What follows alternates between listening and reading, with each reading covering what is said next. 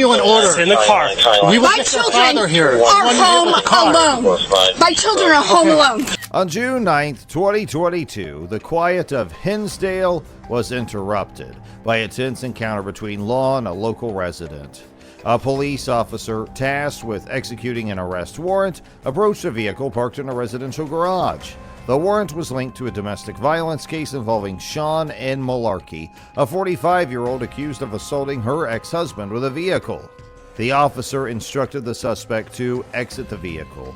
The situation was delicate, and the officer was keen to resolve it without escalation. They were assured that all matters will be discussed once compliance was ensured. However, the suspect was uncooperative, questioning the officer's demands and the legitimacy of the arrest.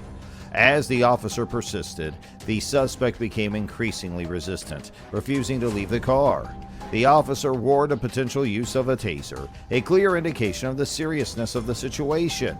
The suspect, seemingly bewildered, demanded an explanation for the arrest. The officer cited the warrant for domestic battery as the cause. The suspect, still inside the car, attempted to invoke legal counsel, claiming to have sent a message to an attorney. The officer, maintaining a firm stance, insisted on the suspect's exit from the vehicle. The exchange reached a point where the suspect questioned the officer's right to enter the premises, highlighting the tension and confusion that filled the garage. Get your hands off of me. Stop. I told you you're under arrest. Get out of the car. Why? Because you have a warrant, and you're wanted for domestic battery. Yes, you are. Excuse me. I just sent a message, and I am... Excuse me. Excuse me. Get out of the car right now. No. I told you I can handle this peacefully, but you have to get out of the car. No. The officer is trying to enforce the law but meets resistance. The suspect is accused of obstructing the process, a serious allegation in any legal context. The officer's repeated requests for the suspect to exit the vehicle are met with refusal and claims of legal action taken by the suspect's attorney. The situation escalates as the officer explains the consequences of non-compliance, emphasizing the legal ramifications of resisting arrest. The suspect, still not yielding, insists on the involvement of their attorney, who has reportedly taken steps to challenge the warrant. The officer, determined to resolve the situation, continues to urge cooperation, warning that any aggressive actions towards law enforcement could result in additional charges. This scenario illustrates the complexities officers often face when trying to carry out their duties. It also shows the confusion and distress that can arise during such confrontations, with both parties standing their ground. Stop kicking. Do you understand? One female, 1095. You did this. No, I didn't do anything. No, I didn't. Andy asked you to come out. Excuse me? Andy asked you to get out of the car. No, Andy yanked me. I yanked you because I told you you're under arrest and you refused to exit your vehicle. Yes. Are you going to step up and be cooperative? No, my attorney is... Are you going to stand up and be cooperative? Are you going to understand that my attorney has filed a motion to quash this? She insists on contacting her attorney before proceeding with any action, a request that seems to fall on deaf ears as the officer urges her to get into the patrol car. The situation escalates quickly. Accusations fly, and the mother's protective instincts are palpable. She fears for her children's safety alone at home, and this fear fuels her resistance.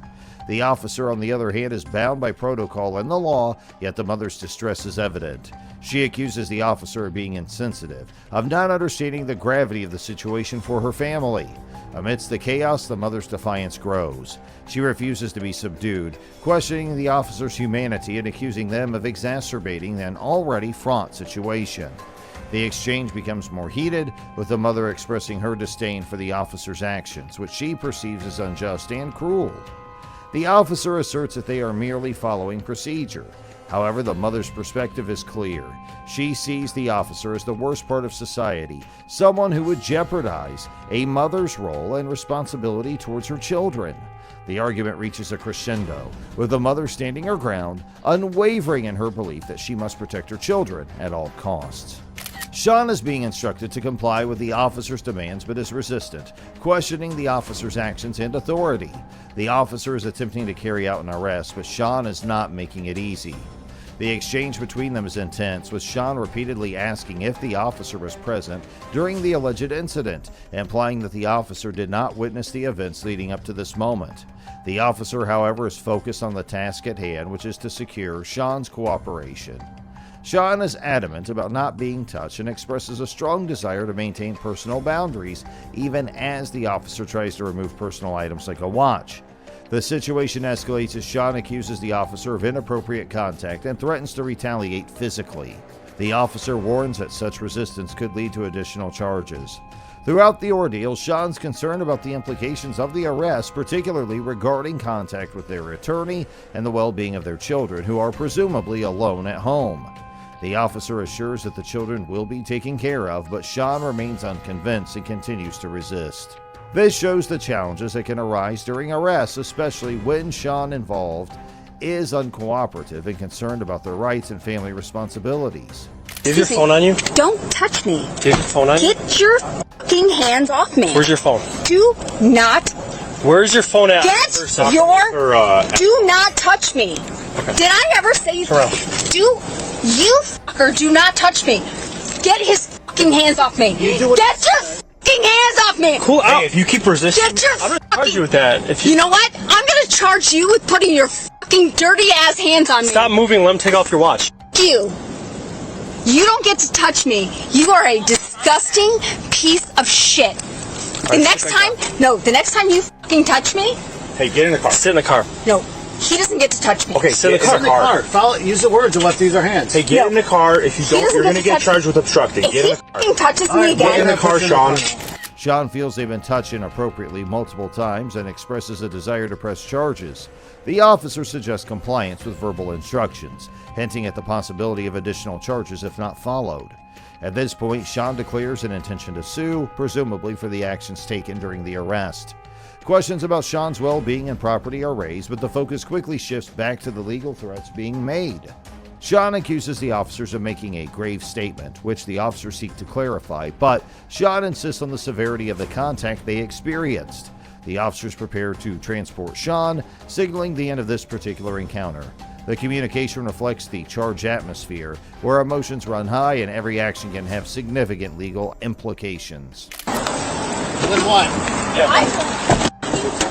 We could just do what he says. No. Listen to what he says verbally. I'm coming for him. Okay. My attorney is filing charges against you, motherfucker. Let's take her out of You are a I'll meet you guys at PD. Okay. Dirtbag that I've ever witnessed in my entire fucking life. Do you need anything in regards to your house? I am suing you. Do you need anything? Yeah. There's a question about whether the watch has been properly accounted for, which seems to be a point of contention. Officer who now has the watch assures that it's in their custody and being recorded on a body camera for transparency. This leads to a broader reflection on not taking things for granted. Then there's a request for Shawn to exit the car, but they express uncertainty, hinting at past forceful interactions. Shawn questions whether they'll be dragged out as they were brought in, indicating a previous encounter that may have been rough. The conversation shifts to a matter of perspective, with Shawn accusing the other of enjoying the confrontation, which is quickly dismissed as just an opinion. However, Shawn insists it's their lived experience. Finally, there's an acknowledgement of physical restraint, feet and hands bound, making it difficult to move without assistance. An offer of help is extended, albeit with a tone that suggests frustration or contempt. Now, I'd love to hear your thoughts, so please comment below right now. And don't forget to like this video and subscribe to the channel for more upcoming content.